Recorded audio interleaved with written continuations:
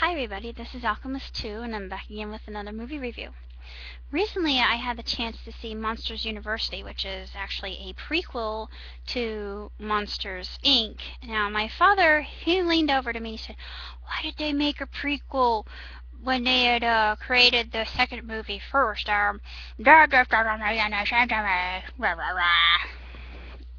Well, maybe they were trying to emulate George Lucas. I don't know.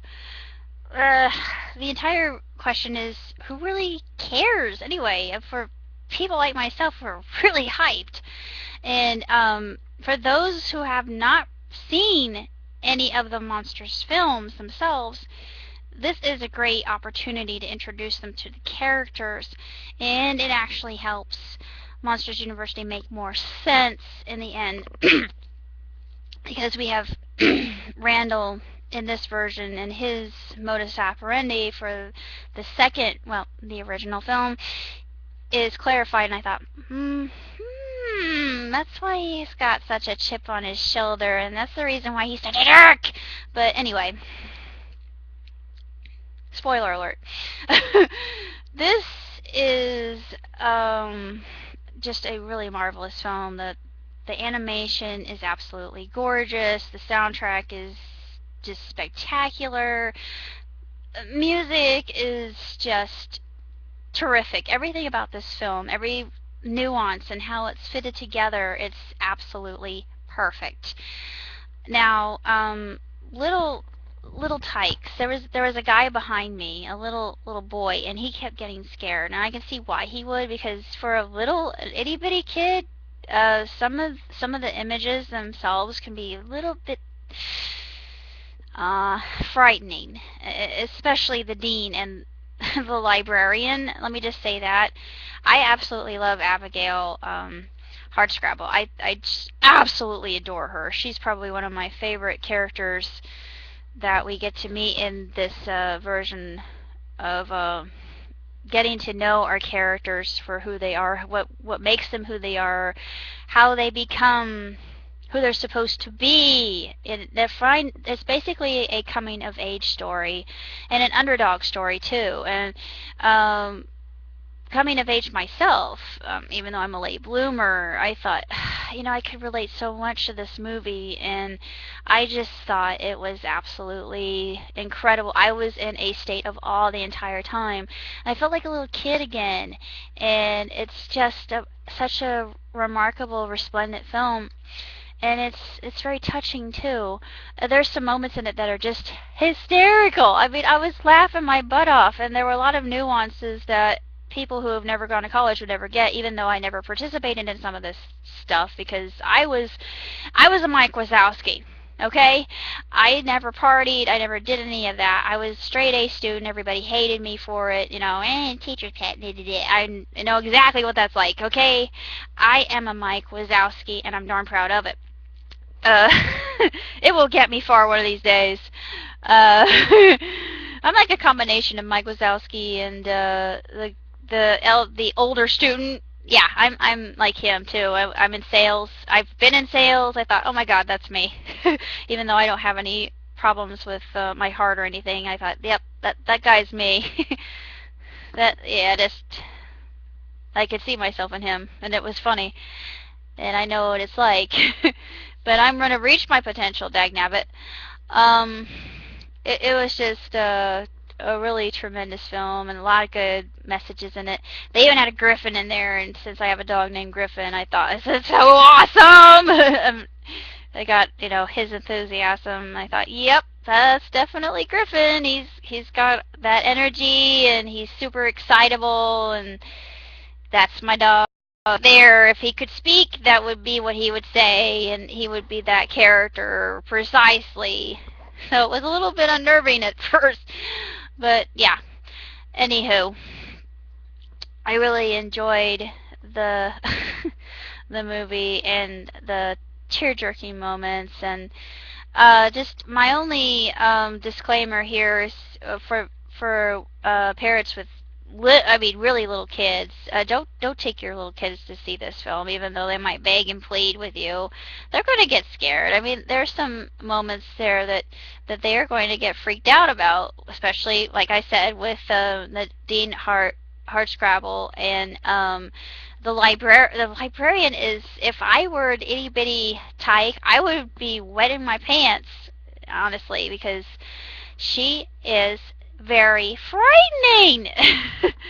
Though in my mind's eye, I was looking at that like, oh, cool. I mean, I thought she was the most incredible creature ever. It was like the Hulu, rising from the deep. She is a Lovecraftian creation. I have no doubt in that. And yeah, if you don't know what I'm talking about, pick up a book. Anyhow, she is the bookish version of Tahulu. I love her. And the draconian Abigail. I don't know what it is about her, but the actress who plays Abigail Hardscrabble, her voice actress is Helen Mirren. Oh my goodness, couldn't have picked a better voice actress for her part, because she's got such icy precision in her tone. She's very, very unnerving in the way she speaks. She's got that, it just, I don't know why, but it really reminded me of Harry Potter. Just the same kind. It's like McGonagall, that the very precise, methodical way that she speaks. And I really like her character, and I really want to write a fanfic about her, because I have a feeling that maybe she relates to Wazowski on a personal level, because I have a sense that maybe she wasn't always the best at what she did, or she wasn't always a legend. This is just my theory, but what do I know? This is just me, because I like her character so much.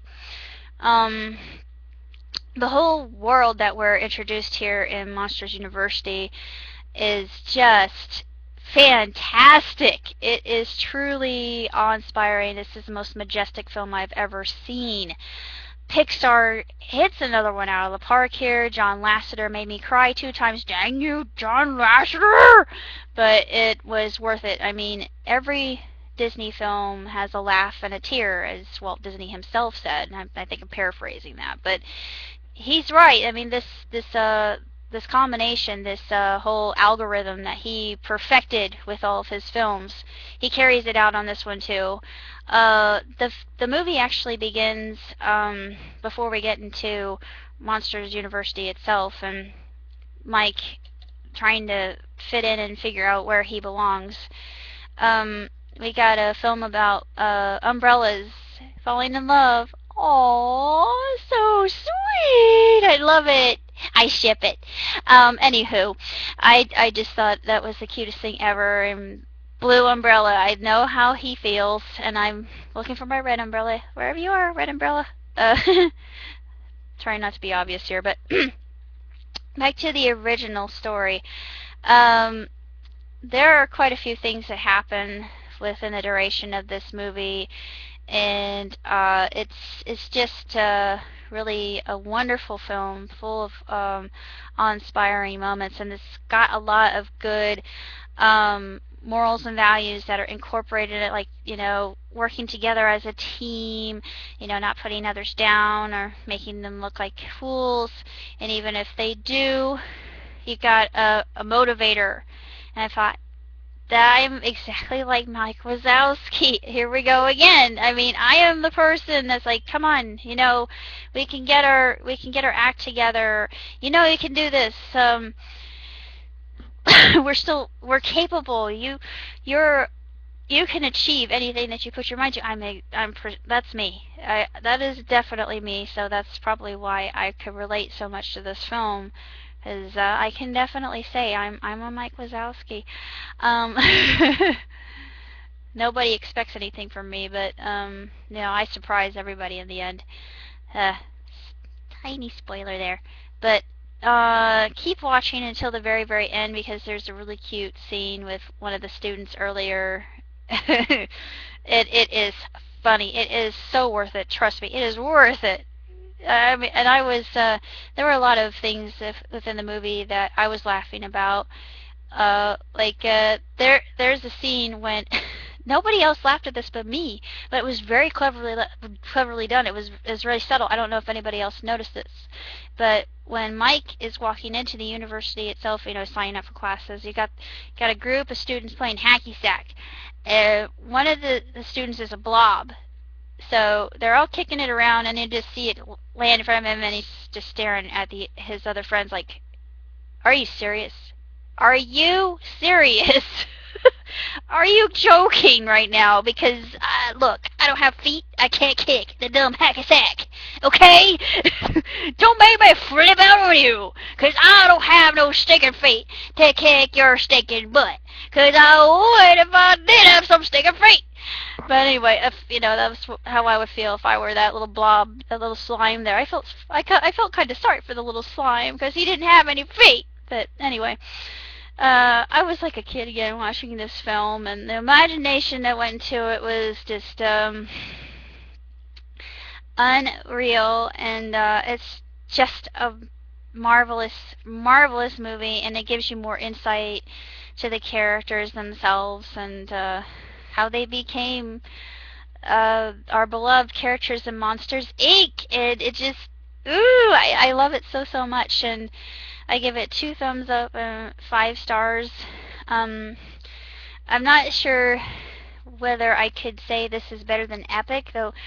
I have to go out on a limb here, even though I love. Don't get me wrong, I love Monsters Inc. and I love Monsters University. But on a personal level, I related far more to Epic because it was just a brainier kind of film. But it's really not. I don't know. It's hard to say because both films in their own right are both very extraordinary movies. I think Monsters University can be enjoyed by more people because the audience is more familiarized with the characters and the setting. Maybe they're not so adept with William Joyce's works unless they had read them before. But I'm not really certain that I can make a good comparison here. But yeah, I'm just gonna have to say that the best film here would probably be Pixar, like it is every year. But I wouldn't put Epic out of the running yet. I would think that they would at least get something for character development and the artistry of it. So we'll see. That's just my prediction for the Oscars. Maybe at least they'll earn an Annie, if anything. And Pixar is going to get the Oscar, so that's my prediction for this coming Oscars. We'll see if I'm right. Just wait for it.